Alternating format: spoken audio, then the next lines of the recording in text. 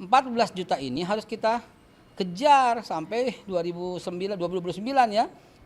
Jadi begini ya, jumlah pelaku usaha di Indonesia, data yang kami kumpulkan dari Kadin dan termasuk dari BKPM itu kurang lebih 66 juta pelaku usaha.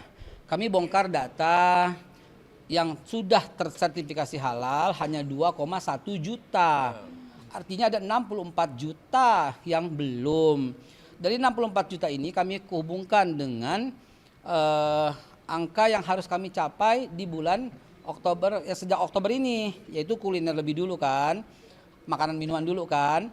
Dari 64 juta itu, makanan itu kurang lebih 14%. Jadi target kita ini yang 14% kita selesaikan dulu sampai 2026. Setelah itu baru kosmetik, obat dan sebagainya itu baru. Nah, 14 juta ini harus kita kejar sampai 2029 ya. Dan bonusnya 2026 kita mulai kosmetik gitu ya. Nah, ini percepatan ini yang kami harus lakukan. Caranya dengan 4. Yang pertama kita regulasi. Regulasinya dua-duanya ini. Bagi pelaku usaha, bagi fatwa, bagi yang terlibat, semua kita bedah ulang.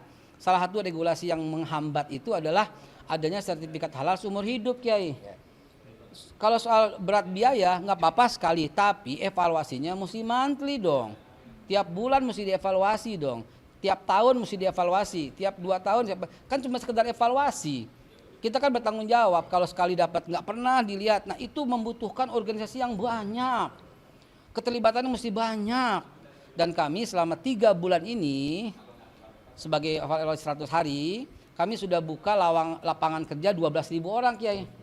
Nggak pakai bangun pabrik. Itu siapa? Itu mereka tenaga pendamping proses produk halal. Kan setiap mendampingi, kan mesti ada pendamping. Nah pendampingnya itu adalah orang-orang yang freelance yang hari ini kami sudah rekrut selama 3 bulan 12.000. Total sudah 114 ribuan ya. Itu mereka tugasnya mendampingi, mencek, ikut, melihat bahwa produk ini benar-benar halal. Nah produk itu mudah-mudahan akan menambah percepatan.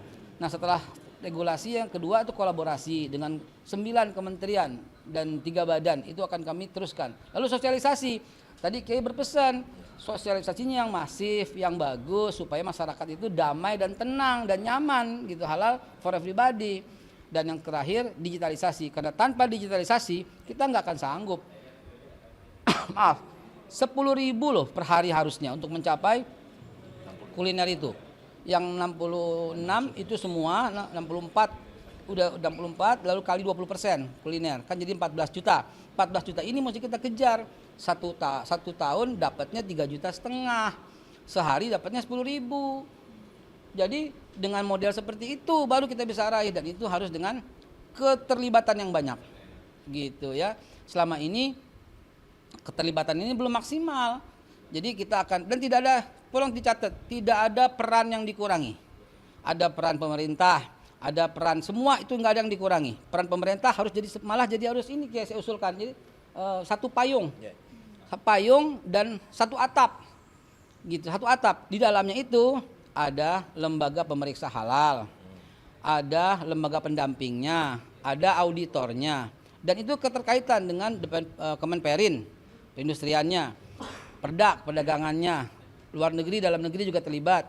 Ada MUI juga terlibat, Ormas sebagai ormas terlibat. Nah ini saya mau LPU ini mengundang ini juga untuk ikut terlibat secara aktif gitu loh.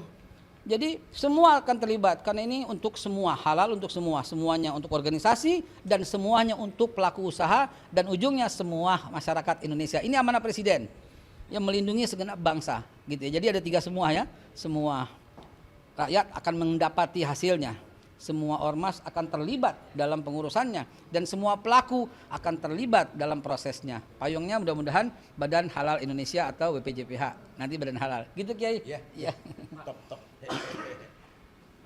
Izin Pak terkait dengan di forum makan nanti katanya ada. Kita sedang melakukan penghematan. Saya tidak berangkat ke luar negeri dalam rangka penghematan. Kenapa? Karena kita mesti tahu diri dong. Ini perintah presiden gitu kan, kita penghematan aja ya. Cukup ya? Jen, fadhil ya. Lanjut ya. Cukup ya. Artinya bukan Bapak dicek. Kerja Lembaga Persuatan Ormas Islam dan menghadirkan siapa namanya Dr. Haikal Hasan sebagai kepala lembaga JPH. Kenapa? Karena kami berkepentingan agar fatwa halal tidak dimonopoli.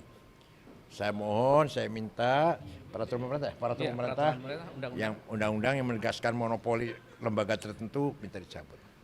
Karena apa? Banyak sekali dampaknya. Numpuknya antrian, mahalnya biaya, semua kita tahu lah, nggak usah kita semua tahu. Investasinya juga. Oleh karena itu, kalau fatwa halal terbuka, asalkan memenuhi syarat, sudah pasti dong, standarnya ada, siapapun bisa melakukan.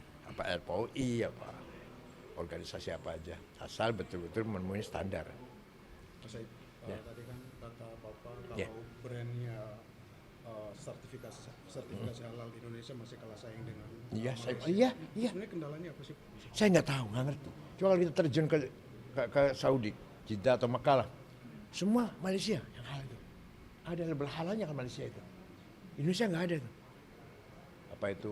Kaleng, makanan kaleng, nanas, rambutan, leci dari Malaysia. Penetrasi marketnya. Iya. Jadi dubes Cina itu, dubes Malaysia itu turun ke pasar-pasar. Kita kadang-kadang ketinggalan di situ. Sedih. Yang didorong sama pihak Bapak sendiri seperti apa ke pemerintah masukannya? Mudah-mudahan ya, saya harapkan Presiden Prabowo ini melakukan gebrakan lah penetrasi dalam segala bidang, terutama keterbukaan, afirmasi, keberpihakan ada masyarakat yang membutuhkan afirmasi dari pemerintah, ekonomi, perdagangan, pendidikan, dan seterusnya. Kalau potensi produk Indonesia sebenarnya di pasar halal global seperti apa sih? Baik sekali, besar sekali sebenarnya. Tadi dikatakan produk makanannya berapa? 66 juta.